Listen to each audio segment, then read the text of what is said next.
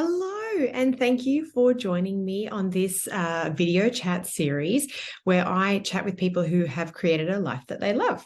The point of this series is to show you that anything is possible, and I want to do that by talking to other people who have done it and to show you what they've overcome and hopefully impart a little bit of their advice to you on your journey, because I truly believe that anything is possible if you actually put your mind to it and clear the blocks, usually put there by yourself, that are in your way. So I hope that this series inspires you to do something that you've been wanting to do, or to change something, or to get rid of something that doesn't serve you anymore.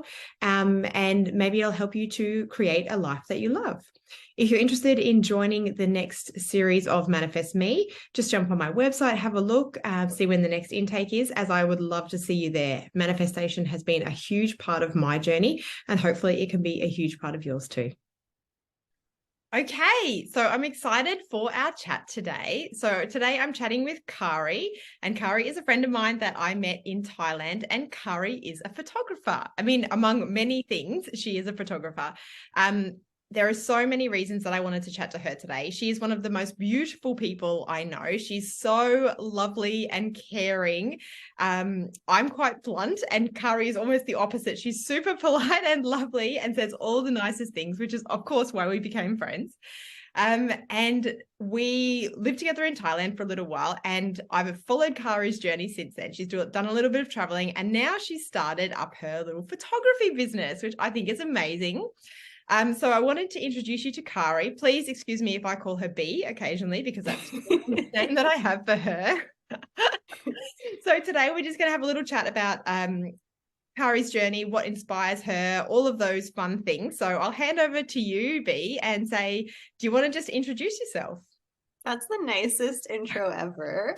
Also, please excuse me if I call you a helicopter, because that's what all the kids in Thailand used to call Fun Haley anytime we visited the school. But my name is Cari. I always say it rhymes with safari because nobody can say it. My mom made up a name and that feels more fun. But I am living in Toronto, Canada. I've also lived in Thailand with Haley for a while, South Africa, Mali, Vancouver before landing here. So adventure has been a little bit of part of my journey, and I'm trying to keep it that way.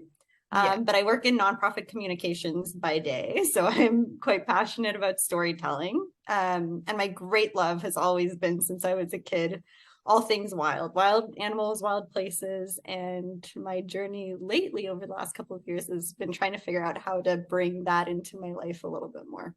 Yeah, so I'll share some notes at the bottom here, but Cari does some incredible wildlife photography, and she's been sharing that on Instagram, and I've been watching her grow over the past years, and it is such beautiful work. And I've just ordered one of her calendars, and hopefully Australia Post will get it to me within the next months. However, that's her first, I guess, product that you've produced and are selling. And when I saw you doing it, I was like, I'm so impressed, because it started out as a fun journey with your photography, and you've just got better and better and better. And now you've released a product, and it's so exciting. So it's so wild and weird and like unbelievable, but really exciting. It is. So what, I guess I know that you love animals and you're a vegetarian and you love nature, but what inspired you to get into photography more than you were before, I guess? Yeah, I think you're right. I've always loved animals, but I also currently live and work in the biggest city in Canada, and my job has absolutely nothing to do with that. So I think for a long time I was really stuck because I didn't think it was possible to include that love in my life unless I was David Attenborough, like researching penguins in Antarctica, or a marine biologist, like swimming with orcas every day. I was like, well, I guess this just isn't in the cards, and this isn't something I can incorporate into my life. But around 2 years ago, like early in the COVID days, I decided to start this Instagram account, and I decided to just sort of wander through the streets of Toronto with my camera and look for wildlife. I mostly found pigeons and squirrels, but I realized there was a lot more to see, and there was a lot more nature in the city that I just hadn't necessarily been paying attention to over the years. And I also like fell back in love with my camera. I always thought there's no point in bringing my camera around unless I'm going on some like big expedition into the Yeah. Amazon. Like, what's the point in bringing it? But just having my camera with me has sort of focused me and brought me into the moment and helped me notice little details and see little things and beauty in the world that I wouldn't see otherwise. Yeah. So now I've got this account and I'm trying to share this really deep love I have for wildlife in hopes that others can kind of see these moments with these animals I'm so passionate about a little bit through my eyes, and also working on some captions and blog posts about peaceful coexistence between wildlife and humans, which is something I'm super passionate about. Yeah. And yeah, I've just I've been really grateful that having my camera around has also given me a creative outlet that I think I didn't have. I think like in my life when I was a kid, I remember people would tell me I was creative and I would get to draw, and all of that just sort of disappeared in adulthood. So now I have this new avenue to connect with nature and also explore this more creative side of me, which I'm really excited about. I've loved it. Yeah, it's funny because people say, they usually think when you talk about being creative, it's like drawing or art or something that you're physically doing, but with your hands as such. But it can be so much more. It can be, photography. It can be creating a business. It could be, going out and doing something else that just expresses who you are. So I think it's great. That's so true. Yeah, I haven't thought about it in that way, but you're right. Even through a business or through your work, or, there's so many ways to bring creativity into your life that feel right to you. Exactly. So I know that you've just released your first calendar. And so I'm guessing that there were probably some big things that you had to overcome to get that success. Yeah. You want to tell me what you had to overcome? Yeah, we won't go into Australia or Canada post even, but I think the biggest thing was roadblocks I sort of put up for myself. Like I'd done a calendar just for me and my parents the year before, and they said nice things, but like I felt all the imposter syndrome.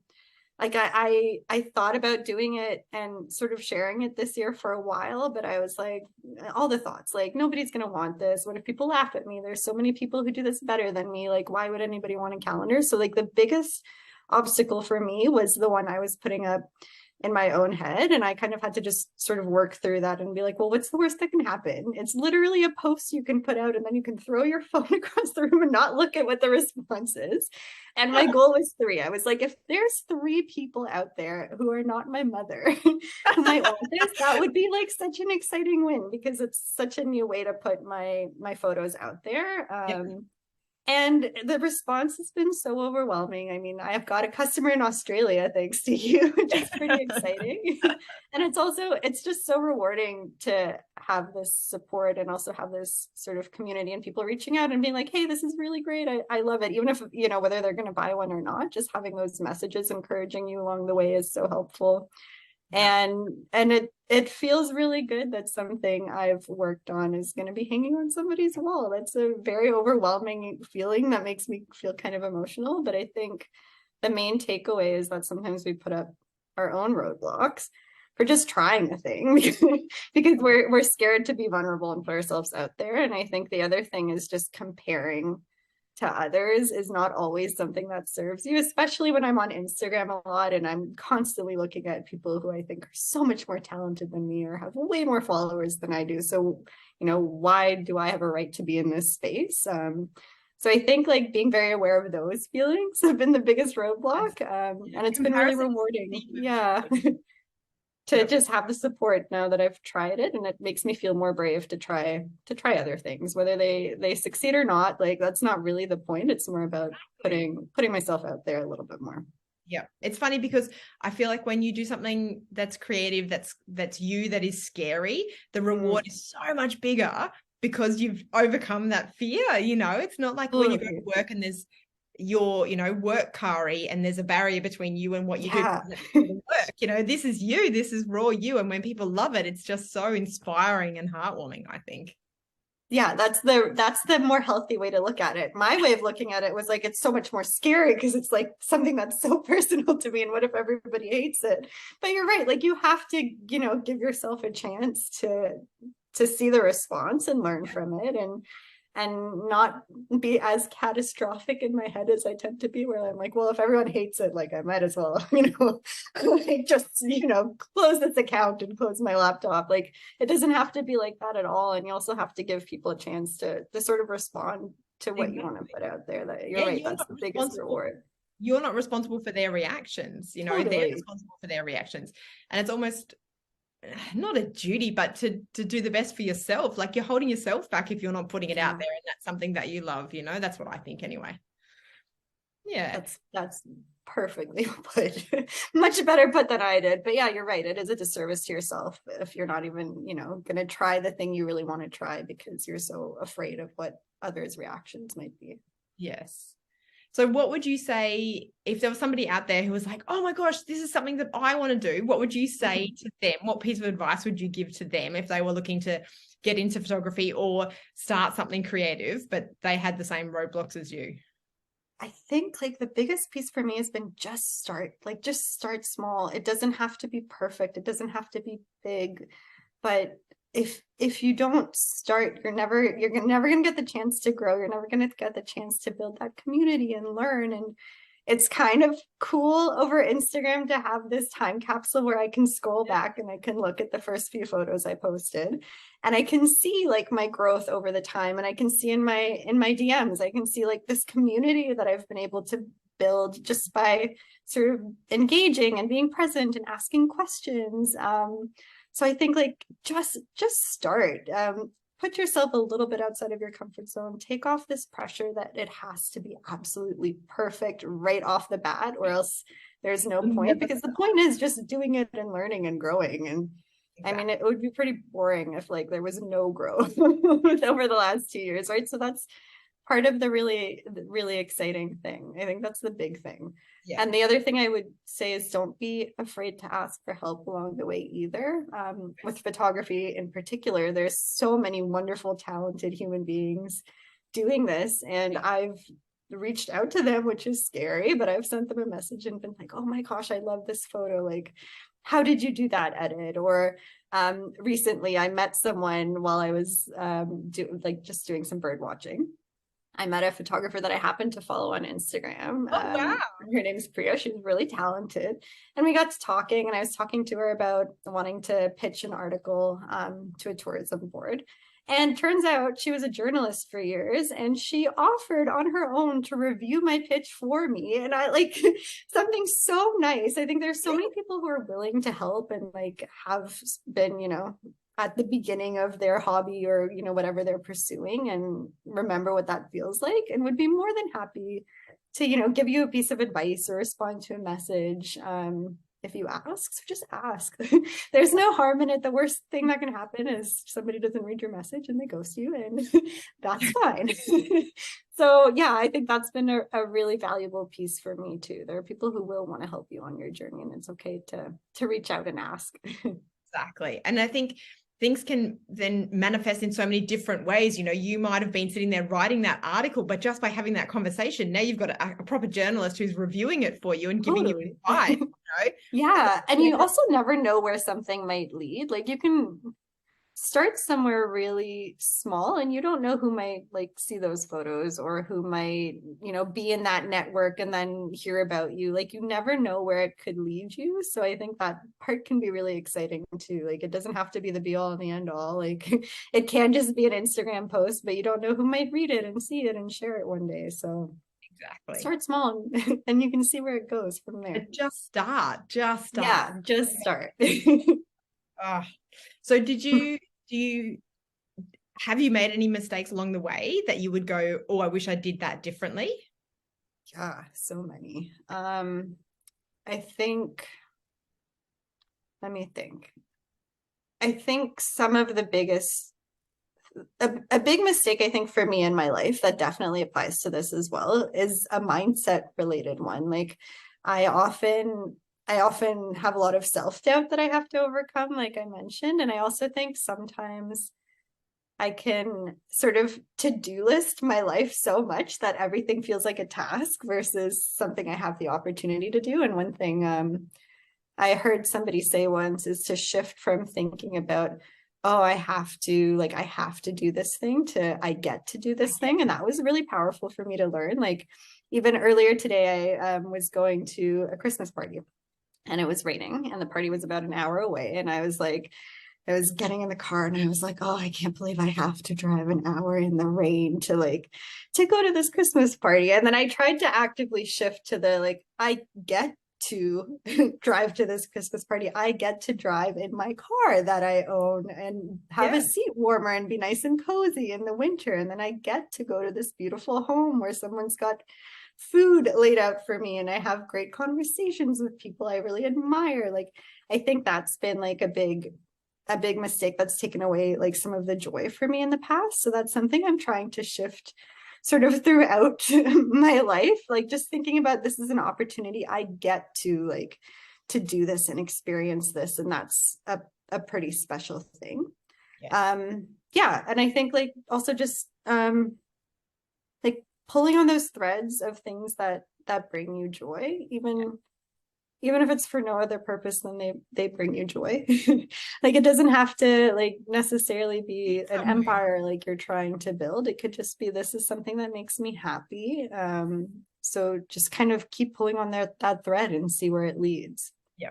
Follow the bubbles of happiness. That's what I say. Because if you Oh, do, I love that. make you happy. They are bubbles, aren't they? Then that's the perfect way to put it.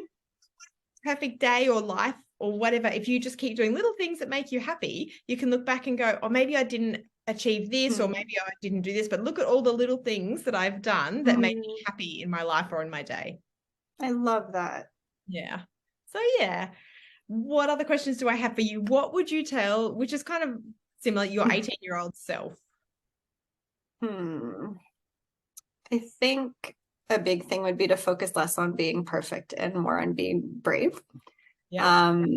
I think that's something that I've sort of been so scared sometimes to try that I've not tried at all. So that's a big thing that I would suggest to my 18-year-old self if I could tell her. Yeah. And yeah, it's easy to think you have to start somewhere really big.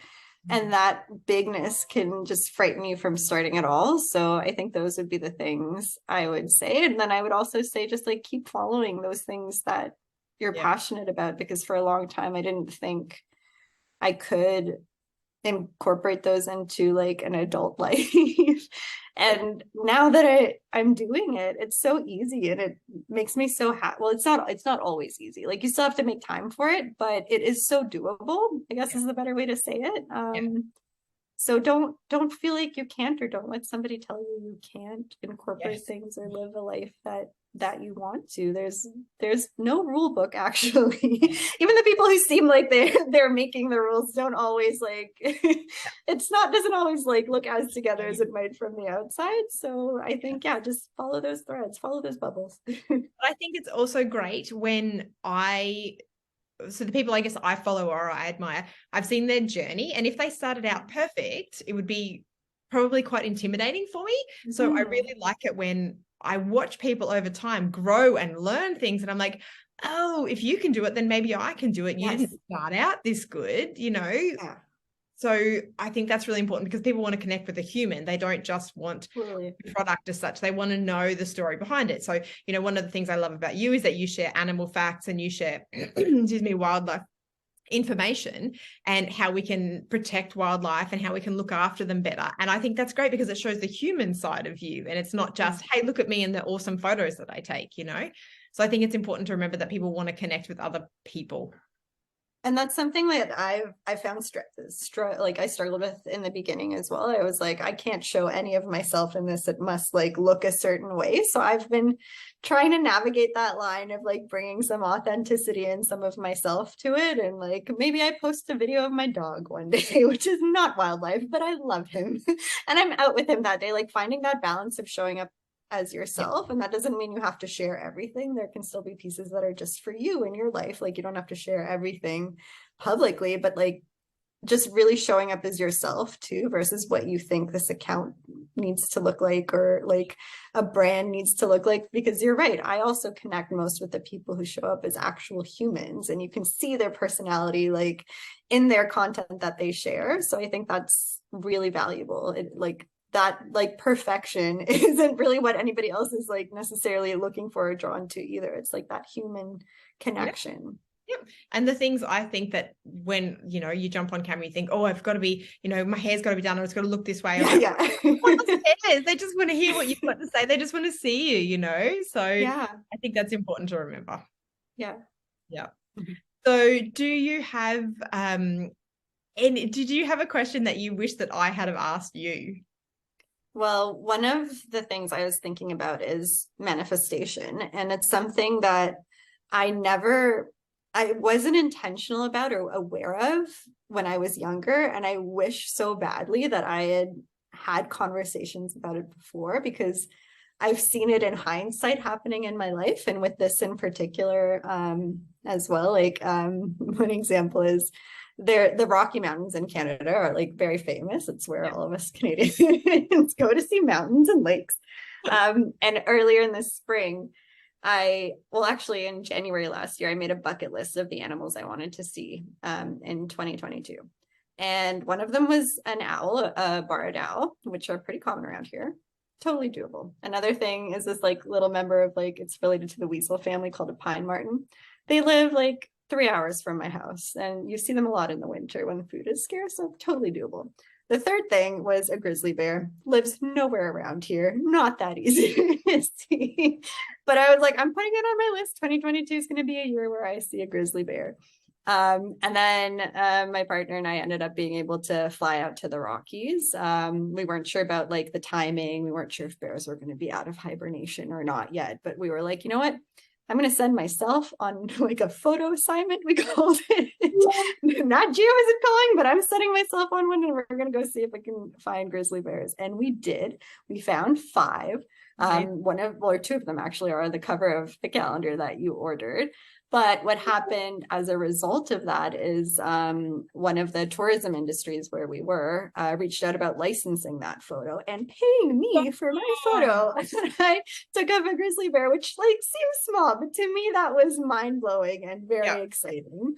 So even just like seeing things like that happen, or I remember once I was talking to a friend and I was like, I'd really like to write about this stuff. Like, the photography is amazing and I love it, but I feel like I could communicate this well with writing too. And that same week, an organization that works on like urban wildlife human coexistence reached out to me and asked if I'd be willing to write a blog for them.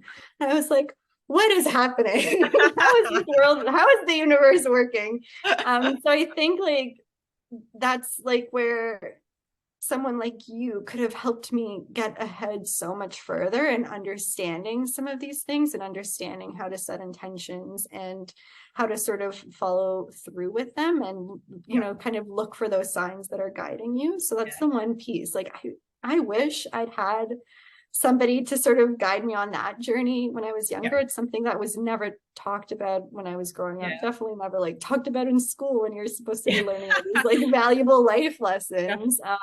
But I've seen it play out in my life, and it's so exciting when it does, because it really feels like, wow, I'm on the right path. This is this is the road I want to be on, and it seems like things are like falling into place now to help me along with it. So that's just the one thing I wanted to add. That's it's awesome. Really cool to see. Well, it is. It's really nice, especially when you have something that you want and it comes from the truest place inside, and then it actually happens, and you're like, wow, this is cool. Like, it really works, and this is you know, and then you can start to go, well, what is it that I really want? And then I think that nothing is impossible, because if you think about it and it's something that you really want, the universe conspires to make it happen. It might not happen overnight. It might take time, and it might not happen the way that you think it should happen, but it's not our job to know how it will happen. It's our job to connect with the why we want it. So, hey, good on you. I think my last question is, what 3 words would you use to describe you? I think hopeful. Yeah. Brave and determined. Nice. I would agree with that. I would. How about you? I want to hear your 3 words. Oh God. I don't know. No, I guess at the moment it's chasing the fun. 3 words, chasing the fun. I just want to do things that make me happy and light me up inside, because so much of life that is, not routine, but we get caught up in the things that we need to do every day. You need to go shopping, or you need to drop the kids at school, or you need to do this.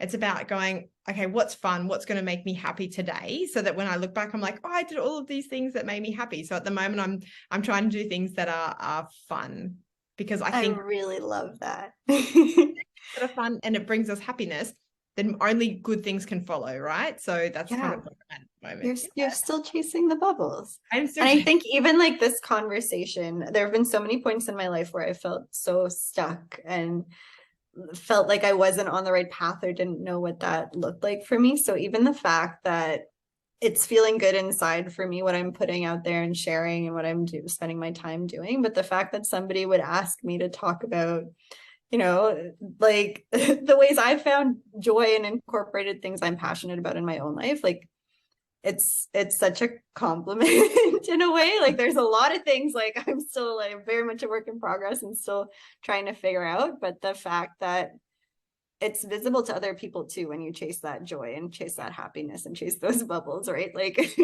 other people can see it too, and and gravitate towards it and almost want to support you on your journey, because they're like, yeah, this person's like on the right track and you can see that light inside of them, and like I want to be a part of that, I want to be close to that. So it's really cool to see you do that and to hear those 3 words from you. All right. Well, that's, I think, all the questions that I had for you. Thank you for jumping on today. I really, really appreciate it. I hope that it inspires some people to do something that they love, even if it's a little bit scary. If you've got this far in our chat, our word for today is banana. So if you such a good word. Yeah, because my nickname for Cari is banana. So if you've got this far and you want to leave a comment, if you use the word banana, I'll know that you got this far in the chat. So thank you, Cari, for taking the time out of your day. I hope you didn't have to leave the Christmas party early. No. I'm looking forward to my calendar. I'm going to share the link of your Instagram and your calendar, etc., in here. But thank you so much. And I will be back soon with another chat with somebody who is creating a life that they love. Thank you, Haley. Bye.